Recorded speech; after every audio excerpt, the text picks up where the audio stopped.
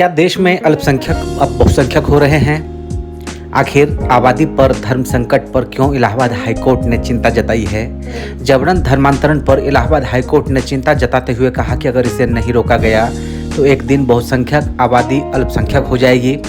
ऐसे में सवाल उठ रहा है कि देश में आबादी का धर्मांतरण कितना बड़ा संकट है। आज हम इसी पर बात करेंगे और मैं आपके साथ हूँ महादेव बमशंकर। और पूरे इस वीडियो को आराम से और ध्यान से सुनिए क्योंकि बहुत बड़ी बात बताने जा रहे हैं। दरअसल इलाहाबाद हाईकोर्ट ने धर्मांतरण को लेकर अहम टिप्पणी की है।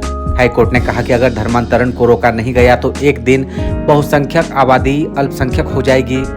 जस्टिस रोहित रंजन ये टिप्पणी सामूहिक धर्मांतरण कराने के आरोपी की जमानत याचिका पर सुनवाई करते हुए कही। मामला एक गांव में हिंदुओं के सामूहिक रूप से धर्म बदलकर ईसाई धर्म अपनाने से जुड़ा था।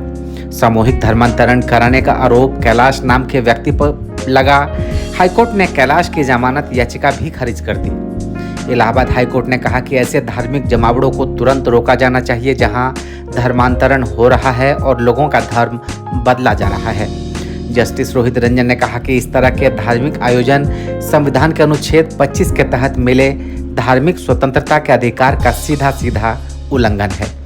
इस दौरान हाईकोर्ट ने यह भी कहा कि उत्तर प्रदेश में कई हिस्सों में SC ST और आर्थिक रूप से कमजोर लोगों को बड़े पैमाने पर ईसाई धर्म में बदला जा रहा है।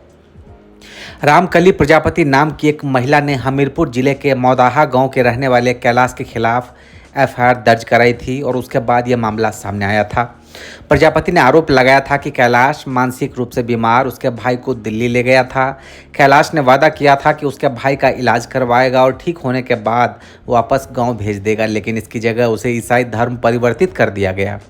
FIR के मुताबिक जब कैलाश वापस लौटा तो गांव के सभी लोगों को दिल्ली में एक कार्यक्रम में ले गया जहां उसने सभी को कथित तौर पर ईसाई धर्म में परिवर्तित कर दिया। कैलाश ने प्रजापति के भाई को ईसाई धर्म अपनाने के बदले पैसे की पेशकश की थी। वहीं कोर्ट में कैलाश के वकील ने दावा किया कि रामकली के भाई का धर्म परिवर्तन नहीं किया गया है। हालांकि कोर्ट ने आरोपी के खिलाफ गंभीर आरोपों को देखते हुए उसे जमानत देने से इनकार कर दिया।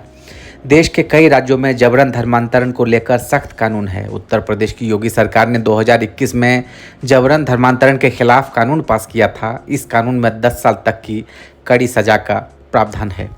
इस कानून के मुताबिक अगर कोई व्यक्ति जबरदस्ती से लालच देकर या डरा धमकाकर किसी का धर्म परिवर्तन करवाता है तो दोषी पाए जाने पर उसे 1 से 5 साल तक की जेल या फिर 15,000 रुपये की जुर्माना हो सकती है या दोनों चीज़ें हो सकती है।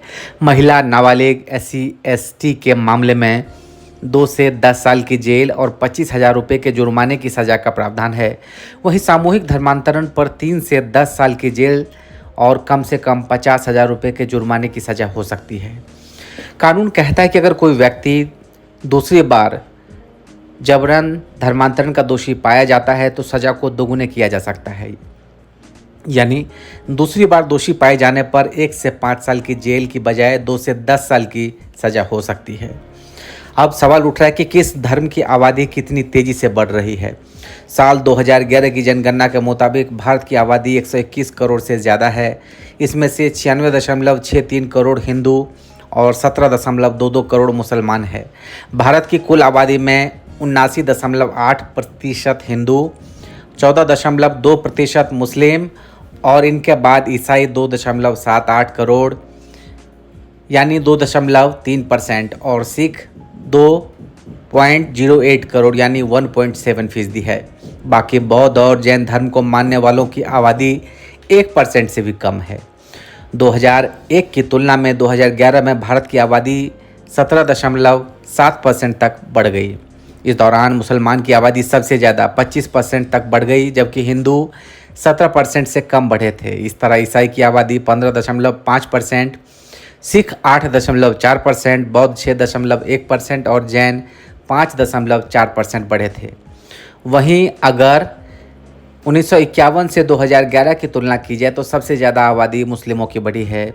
1951 में 3.54 करोड़ थी, जो 2011 तक 386% बढ़कर 17.22 करोड़ हो गई है, जबकि हिंदू 1951 में इनकी आबादी 0.35 करोड़ थी, जबकि 2011 तक हिंदुओं की आबादी 218% बढ़कर 96.62% करोड़ पहुंच गई है। इस तरह सिखों की आबादी 235% और ईसाई की आबादी 235% बढ़ी है। 1951 में भारत में हिंदू 84%, मुसलमान 9%, ईसाई 2.2%, सिख 1.7% और 2000 थे, जबकि 2011 में हिंदू की आबादी की हिस्सेदारी 79.8%, मुसलमान की आबादी 14.2%, ईसाइयों की आबादी 2.3% और सिखों की आबादी 1.7% थी। अब सवाल उठ रहा है कि आखिर अल्पसंख्यक बन रहे हैं क्या बहुसंख्यक? इसी साल मई में प्रधानमंत्री की आर्थिक सलाहकार समिति की एक स्टडी सामने आई। इस स्टडी में दावा किया गया कि 1950 से 2015 के बीच हिंदुओं की आबादी 7.8% तक घट गई। स्टडी में दावा किया गया था कि भारत में बहुसंख्यक आबादी घट रही है, जबकि दूसरे मुल्क में बहुसंख्यक आबादी बढ़ रही है। भारत के अलावा म्यांमार और नेपाल में बहुसंख्यक आबादी घटी है।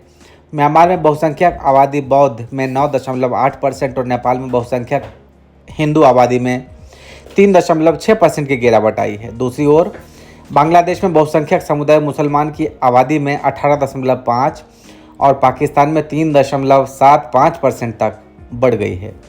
स्टडी में कहा गया था कि 1971 में बांग्लादेश के अलग मुल्क बनने के बाद मुस्लिम आबादी की हिस्सेदारी 10% तक बढ़ी है। अब जबरन धर्मांतरण पर कानून क्या कुछ कहता है, आइए जानते हैं। फिलहाल देश में जबरन धर्मांतरण को रोकने के लिए कोई समग्र कानून नहीं है। संविधान के तहत देश के सभी नागरिकों को धार्मिक स्वतंत्रता का अधिकार है और वो अपनी मनमर्जी से किसी भी धर्म को अपना सकता है। हालांकि किसी की इच्छा के खिलाफ या जबरन धर्मांतरण करवाना अपराध है। जबरन धर्मांतरण के खिलाफ राष्ट्रीय स्तर पर कोई कानून नहीं, लेकिन इसे कई राज्य में इसको लेकर कानून है, जिसमें उड़ीसा, उत्तर प्रदेश, मध्य प्रदेश, झारखंड, गुजरात, हिमाचल प्रदेश और अरुणाचल प्रदेश, छत्तीसगढ़ जैसे राज्य शामिल है। भारत के पड़ोसी देशों में जबरन धर्मांतरण के खिलाफ कानून है। पाकिस्तान, नेपाल, म्यांमार, श्रीलंका और भूटान में इसे लेकर कानून है। नेपाल में जबरन धर्मांतरण पर 6 साल तक की कैद है, वहीं म्यांमार में 2 साल और श्रीलंका में 7 साल तक की सजा हो सकती है। भूटान में भी कानून है, लेकिन यहाँ सजा का जिक्र नहीं, बस इतना है कि किसी को कोई जबरन धर्म परिवर्तन नहीं करवा सकता है। पाकिस्तान में जबरन धर्म परिवर्तन के मामले सबसे ज़्यादा सामने आते हैं और यहाँ सबसे कठोर कानून है। यहाँ जबरन धर्मांतरण पर 5 साल की कैद से लेकर उम्र कैद तक की सज़ा का प्रावधान है। यहाँ 18 साल से कम उम्र के लोग भी अपना धर्म नहीं बदल सकते। अगर आपको अच्छा वीडियो लगे तो वीडियो को लाइक करिए, चैनल को सब्सक्राइब करिए, उसको शेयर करिए और अपना कमेंट ज़रूर डालिए कि आप क्या कुछ सोचते हैं और किस तरह की वीडियोज़ को आप देखना और सुनना चाहते हैं। बहुत शुक्रिया आप सभी का।